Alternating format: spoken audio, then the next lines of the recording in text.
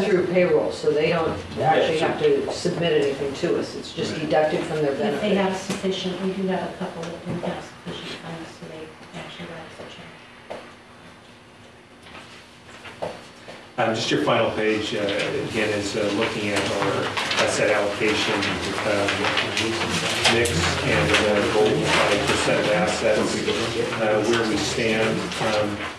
Similar to past reports, again, the equities are down due to losses in the market, kind of artificially inflating the fixed income. We're, at this point, again, we're not recommending any significant changes in reallocating at this point due to the losses that we incurred. You can see that the international equities and small cap are pretty significantly out of balance with where we'd like to be. And again, that resulting in an increase in the fixed income. Questions on the financial reports? If possible, just to get a little down here, just to show that our balance sheet does balance the assets and the liabilities and distributed earnings. Should be a total rate there to show that the assets in this goes. Is that left off? I don't know, it's just getting cut off from the printing end. Yeah. It typically is there.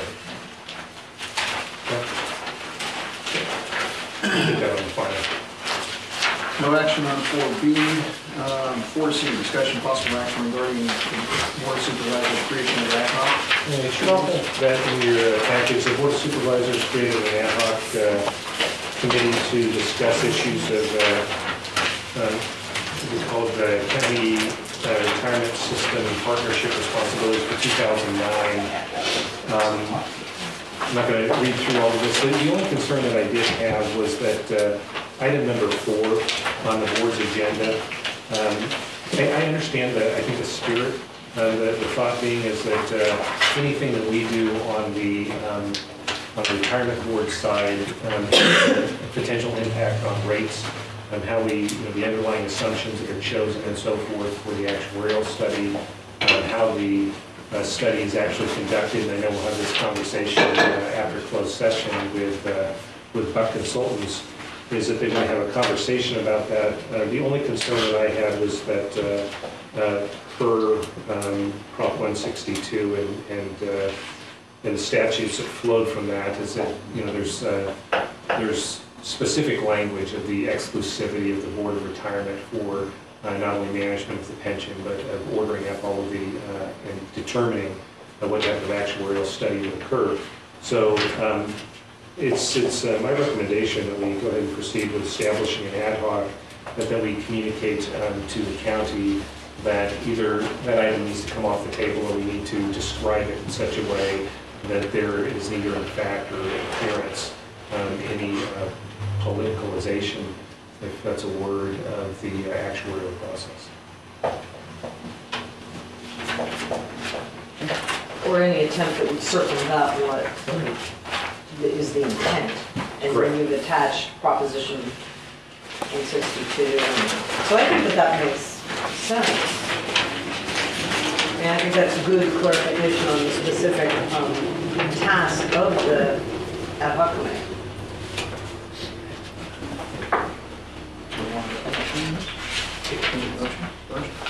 Is there a motion to accept the Jim's recommendation on this? I'll move. Is there a second? I'll second.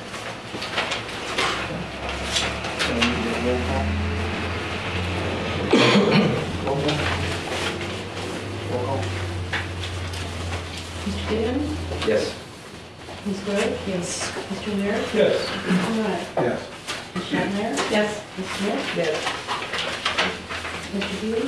Yes. And then Mr. Pierce? Yes. Yeah, just one more item that came up subsequent to the distribution of the package. I wanted to make you aware of, I'm not certain if we distributed it out or not, is that HR 710 is a bill that is being sponsored by Klausner and Cotton, Robert Klausner of Pennsylvania. And essentially what it is it's part of the, it's a recommendation under the bailout plan to create a new level of preferred stock for banks that are participating, select banks that are participating in the TARP program. And it actually has two goals that are intended. One is that there's a acknowledgement at the federal level that there's a significant amount of assets that are in public pension plans, and they're trying to get those assets invested in the banking institutions in order to essentially leverage that for private dollars that would come in. And the recommendation that is being made is, the second kind of underlying premise is that public pensions are suffering greatly due to the economic losses due to what's occurring in the marketplace. So we have kind of a twofold problem. We have our asset values are tanking at the same time that they're looking to infuse dollars into the banking system.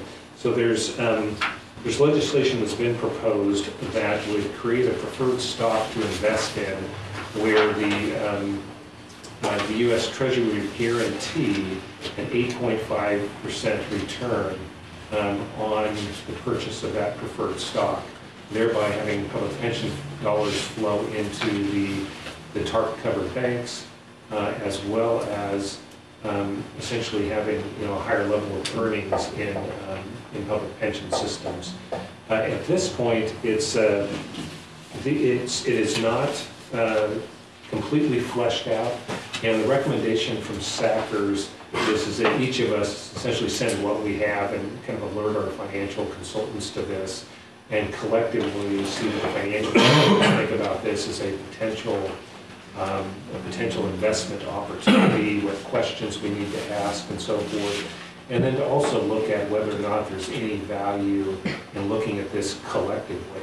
Is there a way, rather than individual institutional investing in such things, is there a broader scope? Is there kind of a collective process through which this could be done? So what I'd like to do is what we'll be doing is to send this off to Peter Chan, get some feedback and some questions and thoughts from Peter, and continue to monitor its HR 710 and to report back to the board on any changes or any activity on a particular bill. Government's getting pretty good at printing money. Yeah. Yeah, I think the scary thing is it's being guaranteed by the same folks that are having some pretty serious problems. But again, it is an interesting thing that SACRS is recommending all of us have our investment consultants take a look at. Okay, very good. I'm going to have public comment right now. John? Yes, a couple of things, Captain Pierce. And I think these recommendations are so important, I'm actually going to write them up and get them to you for distribution to the board next month. A couple of things here. You mentioned, you threw around a couple of terms, risk-adjusted returns, unique amortizations, smoothing formulas, corridor restrictions. I think all of these terms are other words for distortions of real returns and for absolute returns. The temptation is to use these comparisons because it makes us look better than we really are. It makes the returns look superior than what they really are. I'm going to highly recommend that in addition to all this other kind of voodoo economics, that we always draw things down to the bottom line. We always draw things down to absolute returns and to alpha returns.